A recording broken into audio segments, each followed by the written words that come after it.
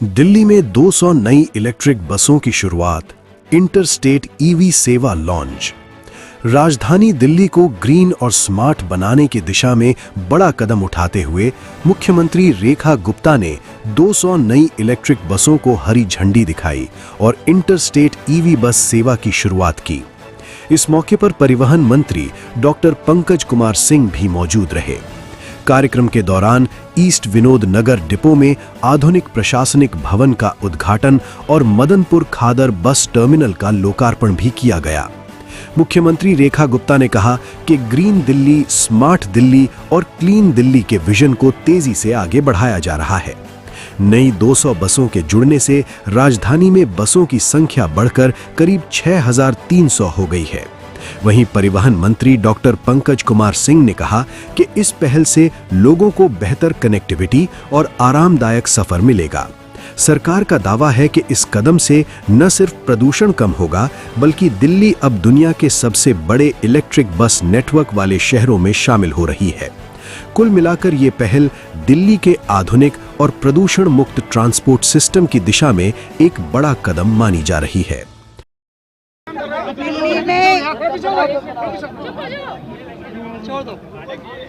दिल्ली को clean Delhi, green Delhi, smart Delhi बनाने की दिशा में जिस तरीके से दिल्ली सरकार लगातार लगी है, आज एक अगला कदम हमने उसी दिशा में बढ़ाया है। जब 200 नई ईवी बसेस हमारी इस परिवहन व्यवस्था में जुड़ी है, आज 6300 बसेस के साथ में दिल्ली बढ़ रही है, लगातार बढ़ रही है। क्लीन मोबिलिटी के माध्यम से ये पूरी दिल्ली शहर पर्यावरण की लड़ाई भी लड़ रहा है और अपने ट्रांसपोर्टेशन को भी बेहतर कर रहा है।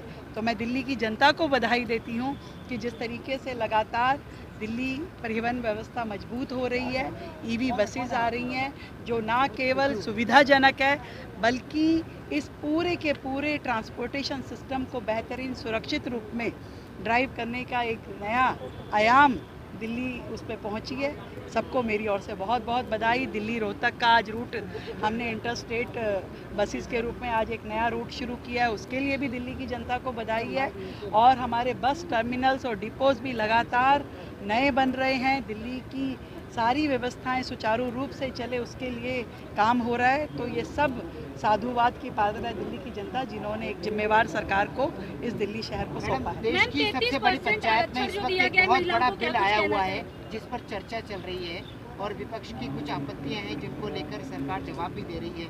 आप क्या कहना चाहेंगे, कितना बड़ा प्रतिनिधित्व मिलने जा रहा महिलाओं को? मैं ये समझती हूँ कि देश में 33% reservation in assembly and parliament, ये बहुत ही महत्वपूर्ण निर्णय है।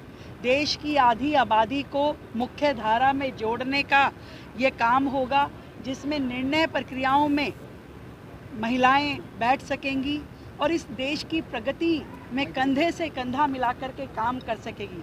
मैं ये समझती हूँ ये इधर उधर की बात किए बिना विपक्ष को साथ में आकर देश की इस आधी आबादी 70 करोड़ महिलाओं के अधिकारों के लिए, उनके सम्मान के लिए जुड़ना चाहिए। ये बातें, ये ए चीज़ नहीं बी चीज़ को, ये तो केवल टरकाने और टालने जैसी है।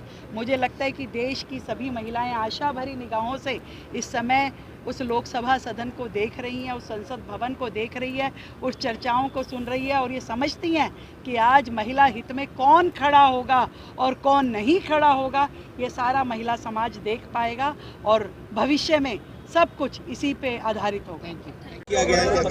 देखिए, मैं आपसे यही कहूँगा कि दिल्ली सरकार उसके ऊपर काम कर रही है और इन बसों को जोड़ना और उनको सुविधा दिल्ली की जनता तक पहुँचे, उसके लिए डाउन करो यार नीचे कर लो भाई, आईएनएस थोड़ा नीचे कर लो, आप नीचे आओ ना, न्यूज़ 8 थोड़ा नीचे कर लीजिए। काम कर रही है और हम प्रयास जो हमारे प्रधानमंत्री जी ने जो विश्वास दिल्ली की जनता को दिलाया था, उसके ऊपर हमारा काम है। और ट्रांसपोर्ट डिवीजन डीटीसी इसके ऊपर अग्रसर है, इसके ऊपर काम कर रही है। इसका सबसे बड़ा कारण है कि पिछले वर्ष से डीटीसी का आय 173 करोड़ रुपये लगभग बढ़ा है, जो आपदा की सरकार ने इस डीटीसी का जो बेड़ा गर्क कर रखा था, डीटीसी रिवैम्प हो रही है और दिल्ली की जनता की सेवा के लिए वचनबद्ध। कितने और टारगेट है आगे, कहाँ तक देखा जाएगा? मंथ के एंड तक टारगेट हमारा 7500 बसों करने का है, हम उसको करेंगे। इंटरस्टेट भी और चलाएंगे, हर महीने कहीं ना कहीं इंटरस्टेट बस चलाएंगे कि दिल्ली की जनता को, मैंने आपसे पहले कहा, जो भी चीज़ें बंद हो रखी थी, जो स्पेशल बसें बंद हो रखी थी वो भी हमने चालू की, और इंटरस्टेट बसें जो कई वर्षों से बंद हो रखी थी, जो दिल्ली में जाने के लिए दिल्ली रोहतक में लोग काफ़ी लोग आते जाते हैं, और दिल्ली की जनता को उसका कहते हैं कि दिक्कत का सामना करना पड़ रहा था, उसके लिए हमने इंटरस्टेट बसें चालू की। क्या बिहार यूपी के लिए भी लंबी रूट के बसें चलने वाली है?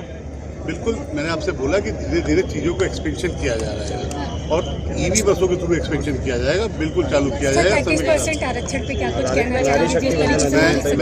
मैं आपके सबके चैनल के माध्यम से अपोजिशन को ये बोलना चाहूँगा कि